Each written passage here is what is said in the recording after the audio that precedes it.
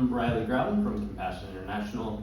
I'm going to talk about data pipelines, specifically in our monitoring and evaluation efforts. So at Compassion, we're focused on holistic child development. We're at a pretty global scale, and as we continue to grow, we're trying to measure so that continually we're making sure that the relationships that children have with tutors in their program, as well as different facilitators, so that those things are protected as we continue to grow. So we're approaching that in two different levels. One is quantifying overall program outcomes, how the impact that we have on children, but also measuring the effectiveness of specific interventions we have in communities so that we can pass that on to community leaders. So if a clean water initiative happens or disaster relief, you get to know how effective that was in a specific community and then be better informed for future decisions.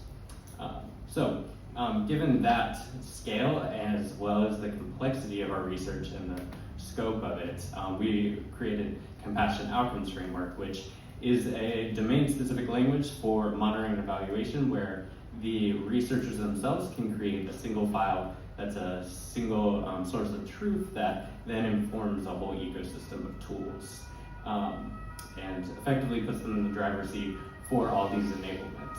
So moving forward, I'm going to give just an end-to-end of that with a specific intervention that we're monitoring, being infant survival early life programs.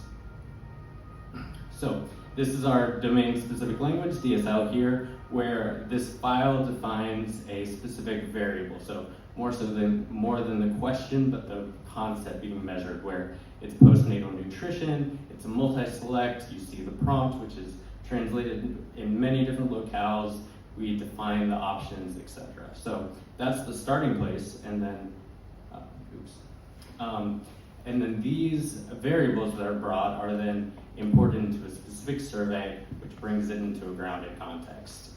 So all that comes together to then activate the whole ecosystem of tools, where then we get this data dictionary site, we get generated XLS forms, bubble sheets, data dictionaries, all these different things, unit tests, and much more.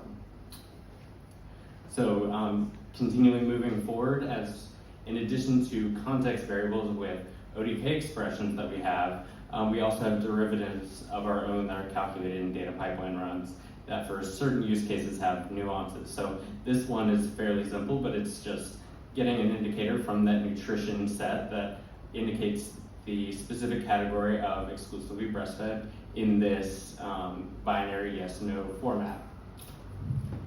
As well as that, we have derivatives that have, say, data science models exposed, where we have this anomalous BMI that then the subject matter expert is again put in the driver's seat without having to know how the engine works, where then they can define where the height, weight, all these aspects come from. When the data pipeline is run, it calls out to these models and returns that value in line with the inputs. Additionally, we have sentiment, topic, machine translation, all these things that are really crucial when we're collecting open text. Yep, and then we have our data pipeline that then processes these things, activates derivatives from inputs, and stores in a variety of locations.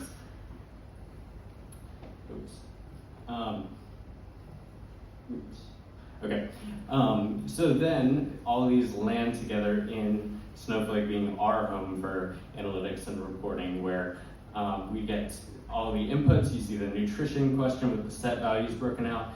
Then you get the derivative broken out for the clear 0 or 1, so that can be pivoted off of for reports very well. You see the anomalous score show up, as well as other indicators for underweight and stunted being those specific categories. Additionally, we had the need to bring this into Salesforce, where that's where our national office staff get to look at participant data, so we're not overburdening the field locations with more data collection, but get to measure that once but action it repeatedly. So yeah, this has been this Compassion Outcomes Framework has really enabled us to get to a large scope and do a lot of great research, and ODK has been a big part of that. yeah, so this is a lot to get to at once, but there's a lot more, as well as we're continually trying to open source our framework as well as the research and share more with the space. So thank you very much.